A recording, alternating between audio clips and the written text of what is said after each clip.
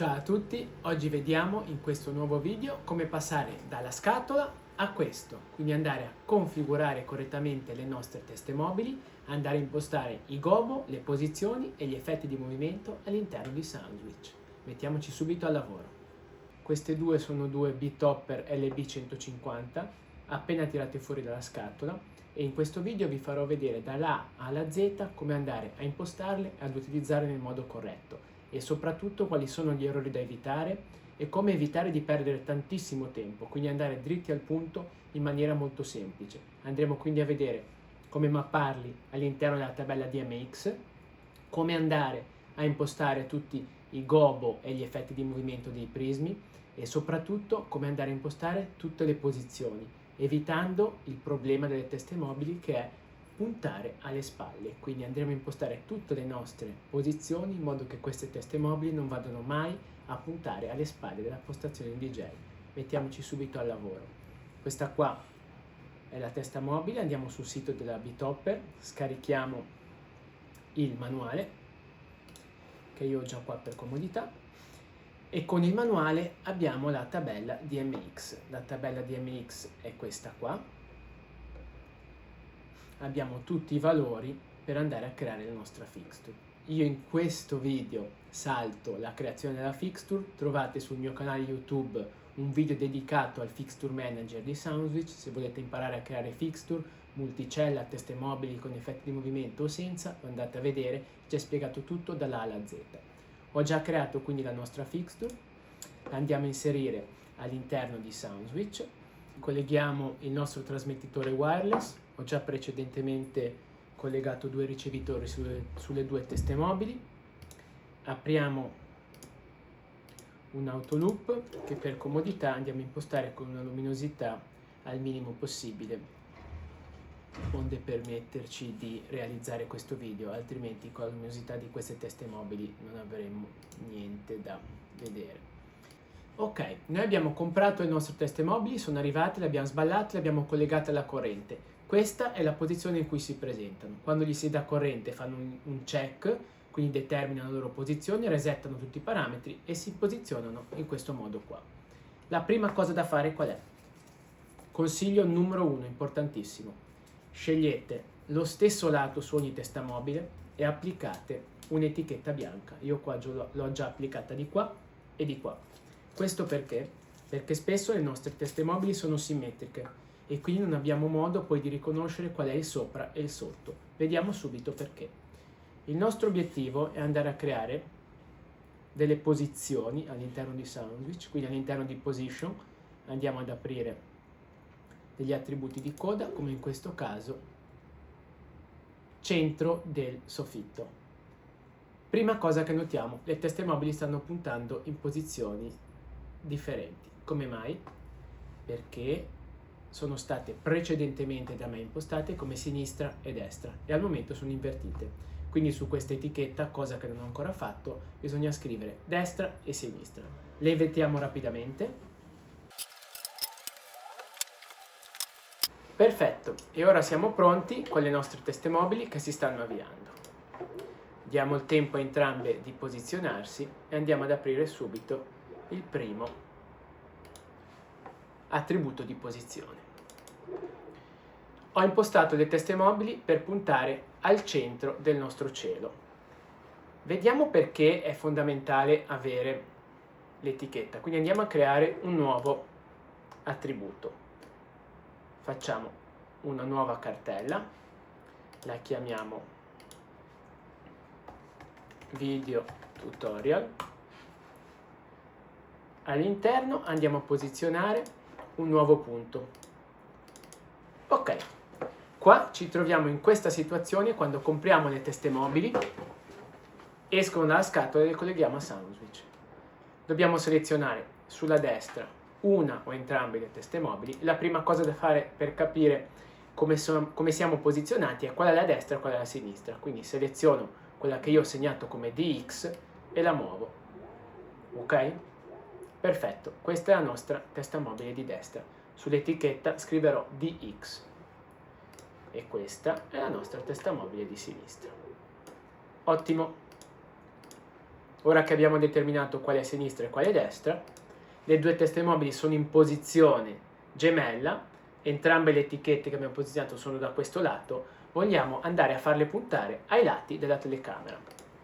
Ne selezioniamo una e la andiamo a muovere.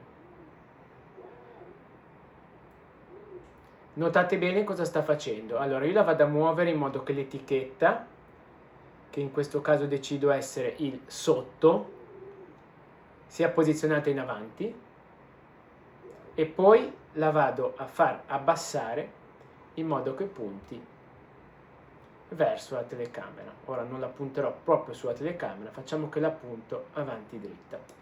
L'etichetta in questo momento è sotto, ok? Quello che vogliamo far fare all'altra testa mobile è lo stesso movimento.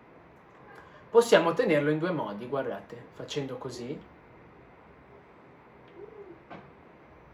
e abbiamo le due teste mobili che apparentemente puntano entrambe in avanti. Ci aiutiamo con la griglia di Soundswitch per andare a orientarle, quindi scegliamo 2 rettangoli dall'alto, 2 dal basso, e 4 dall'asse centrale e 4 dall'asse centrale. Le mie due teste mobili stanno puntando nello stesso punto, ok? Questo lo chiamiamo front errore e poi tra poco scopriamo il perché. Creiamo un nuovo punto e questa volta andiamo a chiedere alle nostre due teste mobili di spostarsi verso, vediamo dove non dà fastidio, ok, verso destra, stessa altezza ma verso destra. Questo lo chiamiamo destra. Per voi che guardate è tutto specchiato, ma io lavoro sempre ipotizzando di dare le spalle e quindi di essere sullo stage. Per me il sinistra è sinistra e il destra è destra, dal mio punto di vista. Ora passiamo da posizione anteriore, front errore, a posizione destra. Avete visto questa testa mobile cosa ha appena fatto? Ve lo faccio rivedere. Posizione anteriore a posizione destra. Perché? Perché se notate bene, le due etichette sono in posizioni diverse.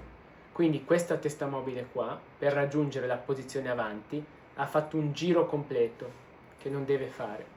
Allora andiamo a correggere la posizione frontale. Ok? Abbiamo la testa mobile di sinistra con le etichette in alto. Io ho deciso che le etichette le voglio sempre in basso. Quindi dovrò ottenere la stessa posizione ma andando a lavorare specularmente. Cosa faccio? Questa è quella di destra. Prendo la testa mobile di sinistra e la sposto. Quindi la vado a ribaltare, era così, la vado a ribaltare e poi vado a posizionarla il più possibile simile all'altra, ok? Questa è una posizione specchiata ma corretta. Le due teste mobili sono orientate nello stesso modo. Quando io passo da questa posizione a questa, le teste mobili fanno il minimo movimento necessario, quindi una non andrà a fare tutto il tilt per ribaltarsi. Così facendo io evito di avere un errore in cui la testa mobile mi va a inquadrare, mi va a illuminare la parte posteriore.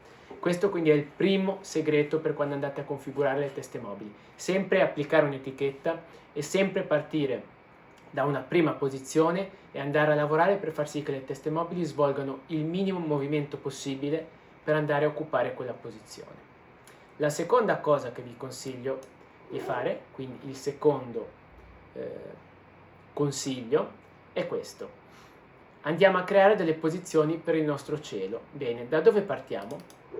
La cosa più semplice da fare è partire da una posizione e poi duplicare. Quindi duplico il front, che ora rinomino in front corretto, vado a lavorare su questo e lo chiamo cielo centrale.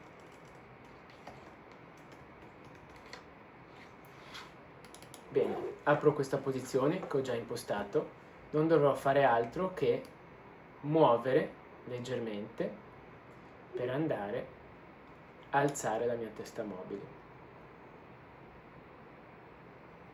Consideriamo una separazione laterale di 3 quadratini nella nostra griglia e ci baseremo più o meno sempre su questa separazione per andare a fare tutte le posizioni speculari. Così facendo non dovremo impazzire controllando i gradi, misurando, ma sappiamo che noi decidiamo di mantenere sempre una separazione di 3 o 2 quadrati a seconda di come vogliamo impostarla, che siano più aperte o più chiuse, e andiamo a lavorare di conseguenza. Questa è la mia posizione centro del cielo. La vado a duplicare di nuovo e la rinomino e la chiamo centro pavimento. Così facendo io ho già le posizioni impostate per quello che riguarda il pan e dovrò solo andare a modificare il tilt, quindi andare a abbassarlo. Prendo una, di sinistra e la abbasso, prendo la seconda, di sinistra e la abbasso. Fatto, il nostro centro del pavimento è fatto. Duplico nuovamente e vado a creare una posizione non più speculare, quindi pavimento sinistra. Pavimento sinistra, entriamo. Una testa mobile sarà già corretta perché quella di destra al momento sta puntando verso l'angolo sinistro. Dobbiamo semplicemente andare ad allineare, a correggere il pan, quindi la rotazione sull'asse verticale di questa testa mobile qua. La selezioniamo, facciamo alcune prove, di qua no, di qua sì, e andiamo a posizionarla in questo modo. Come vedete, per le posizioni che non prevedono il mirror, quindi posizioni che non sono gemelle, non sono specchiate, semplicemente basterà andare ad allineare entrambe le teste mobili. Quindi se noi dobbiamo puntare a sinistra, se le selezioniamo entrambi e muoviamo il cursore una sola volta. Ok, ora andiamo a fare una posizione invece specchiata, quindi duplico il pavimento, lo vado a chiamare angoli pavimento. Bene, entriamo dentro questa posizione. Cosa dobbiamo fare? Selezionare la testa mobile che al momento non è nella posizione corretta, questa punta già a sinistra, quella di destra dovrà puntare a destra. La vado a selezionare e la faccio ruotare. Attenzione, non così, non gli faccio fare tutto il giro per andare nell'angolo destro, altrimenti quando passerà da una posizione sinistra a una posizione destra o una posizione laterale, questa farà il movimento giusto, mentre questa farà tutto il giro. Quindi io devo sempre fargli fare il movimento più corto e soprattutto che non vada a intersecare la parete posteriore del mio stage. Per spostarla nell'angolo di destra abbiamo detto di tenere una separazione di 3 quadrati sulla griglia, quindi vado a selezionare una separazione di 3 quadrati e la mia testa mobile al momento sta puntando nell'angolo del pavimento. Facciamo un rapido test. Pavimento sinistra, pavimento destra. Come vedete la testa mobile che si deve muovere è solo questa. Se io avessi fatto l'errore di impostarla così, e a volte capita, in questo caso è un caso palese perché noi le abbiamo già configurate, ma per esempio io oggi ho configurato tutti i punti di posizione per queste teste mobili per poi accorgermi che c'è un gobo che ha forma di cuore che rimane a testa in giù. Allora ho dovuto riconfigurare tutte le posizioni per andare a lavorare con l'etichetta sotto, prima l'etichetta era sopra. Questi sono dettagli, però saperli in anticipo evita che voi perdiate ore e ore di tempo a rifare lo stesso lavoro. Quindi la testa mobile configurata nel modo sbagliato è così. Se io vado a passare da pavimento a sinistra a pavimento a destra con la configurazione sbagliata, la testa mobile fa un lavoro enorme. Invece il movimento corretto è questo. Io passo da sinistra a destra e si muove solo la testa mobile che non è nella posizione giusta. Questo per quanto riguarda gli attributi di posizione. Ora vediamo la configurazione dei gobo. Per la configurazione dei gobo è opportuno stamparsi o andare sul manuale e andare a leggersi quelli che sono i parametri di configurazione. Vediamo che su gobo partiamo da 11 per arrivare a 66. lo 00 è il beam classico. Partiamo da 11 a 76 e andiamo a vedere come sono questi gobo qua. Voi dalla camera probabilmente non li vedete e possiamo provare a modificare una posizione perché punti momentaneamente alle mie spalle. Ok, non li faccia a me. Perfetto, così dovreste riuscire a vederlo. La buttiamo dentro nel nostro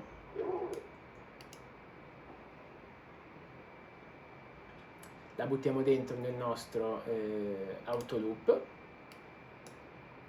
e poi andiamo a lavorare su quelli che sono i gobo. Io ne ho creati un po', semplicemente si va su attributi di coda, nuovo, si vanno a selezionare le due teste mobili, si attiva il gobo e anche il prisma perché altrimenti non avendo la duplicazione del fascio non vediamo granché e si va a scegliere quello che è un gobo. In questo caso al numero 41 vediamo che abbiamo questa specie di stella, esplosione, come vogliamo chiamarla. Impostiamo il prisma in statico ma possiamo anche impostarlo in dinamico, quindi che vada a fare una rotazione in base alla velocità. Sono tutti parametri che si trovano all'interno della tabella DMX.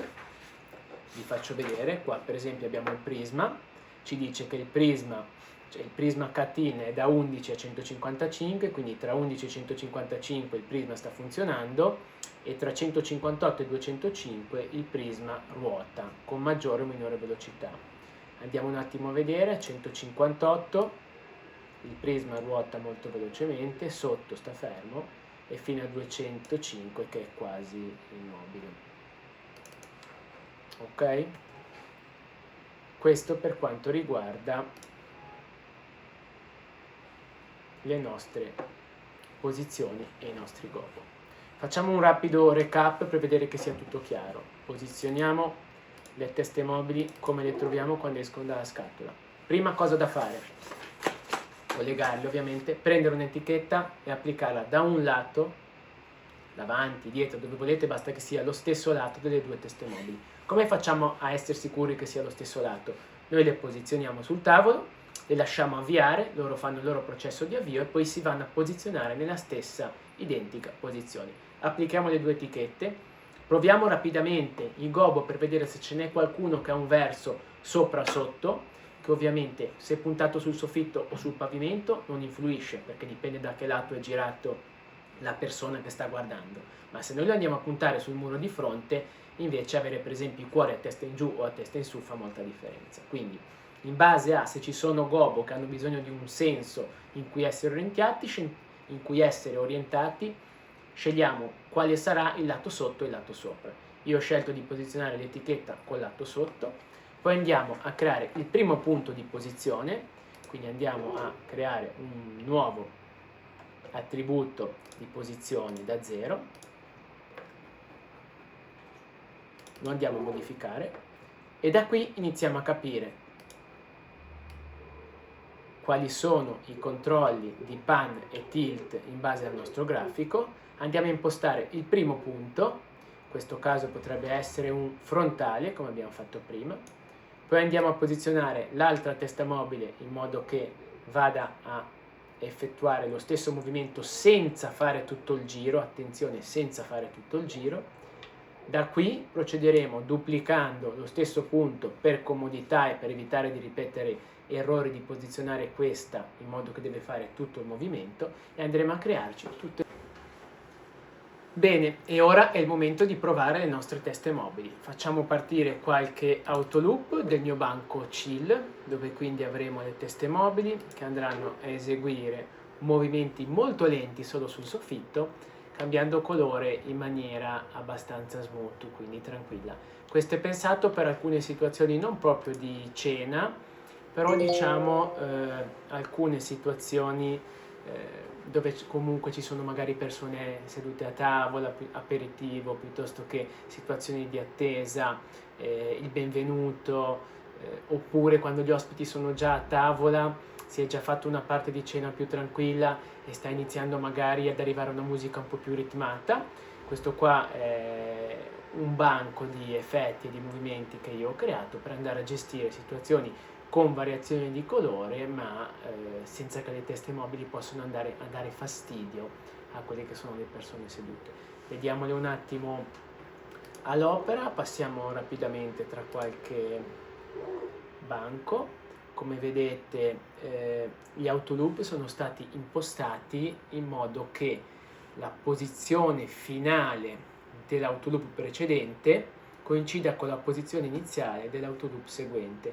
Questo per evitare che le teste mobili facciano rapidi movimenti di adattamento tra un autoloop e l'altro. Seguendo il video che avete appena guardato, nel caso riguardandolo o andando a controllare i capitoli per gli argomenti, anche voi potrete raggiungere in maniera molto semplice quello che è il risultato dalla scatola all'operatività per le teste mobili. Se avete bisogno di maggiori informazioni, sul mio canale YouTube trovate la playlist della guida completa a Soundswitch, sono circa 5 ore di tutorial divise in 7-8 capitoli. Vi chiedo anche di iscrivervi col pulsante qua sotto se vi è tornato utile questo video. Se avete domande o qualsiasi richiesta fatela nei commenti. Vi ringrazio, alla prossima!